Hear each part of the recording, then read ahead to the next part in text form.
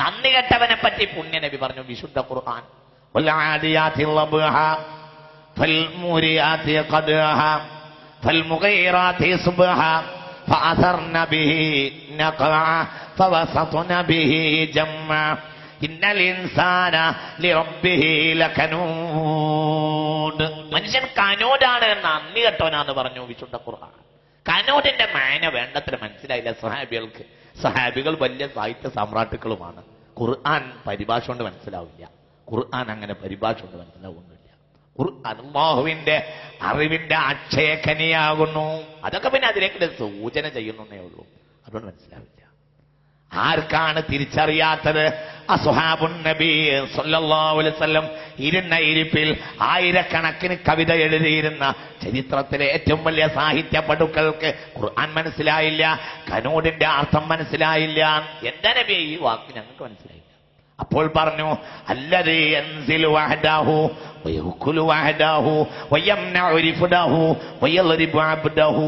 പുണ്യ നബി പറഞ്ഞു സല്ലല്ലാഹു അലൈഹി വസല്ലം 4 അയോഗ്യതയുള്ളവനായിരിക്കും കനൂദ്. ഒന്നാരാ? അല്ലദീ യൻസിലു വഹദഹു, ഒറ്റക്കിറങ്ങി നടക്കുന്നവൻ. അവന് കൂട്ടുബന്ധങ്ങളൊന്നുമില്ല. അവന് കൂട്ടുബന്ധം ഉണ്ടായ അവർ ചായ അയാൾക്ക് വാങ്ങിക്കൊടുക്കേണ്ടി വരും. വിചാരിച്ച അതൊന്നുമില്ല, ഒറ്റയാണ്. അല്ലദീ നമ്മൾ പറയും ഒരനർത്ഥമില്ല, വായിൽ വിരലിട്ടാൽ അടിക്കൂല, കുറച്ചൊക്കെ വായിൽ വിരലിട്ട് അടിക്കുന്നത് നല്ലതാണ്. ഒരു മനുഷ്യന് കൂട്ടത്തൊക്കെ ഉണ്ടാവും, ഇടക്കൊന്ന് ചൂടാവൊക്കെ വേണം. അതൊക്കെ മനുഷ്യന് നല്ലതാണ്.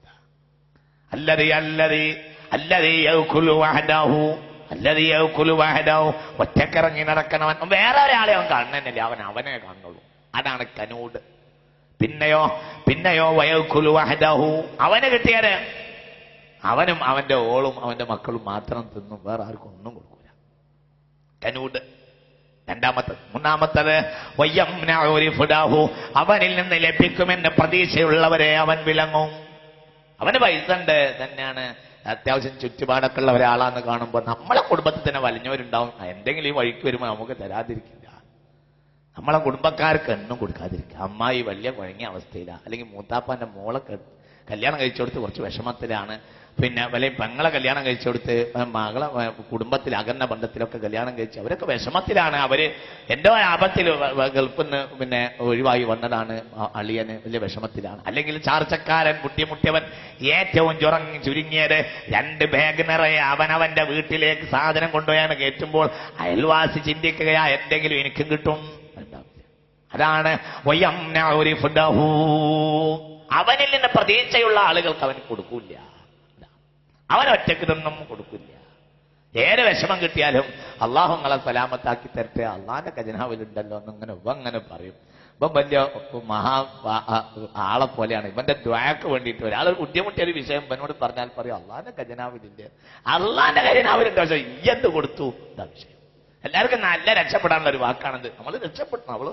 അദ്ദേഹം പിന്തുണ പ്രഖ്യാപിച്ചു, നമുക്ക് വലിയ ബുദ്ധിമുട്ടാണെന്നുള്ള പിന്തുണ പ്രഖ്യാപിക്കുകയും ചെയ്തു, നമ്മ എല്ലാം ദൂരവും ചെയ്തു. അതാണ്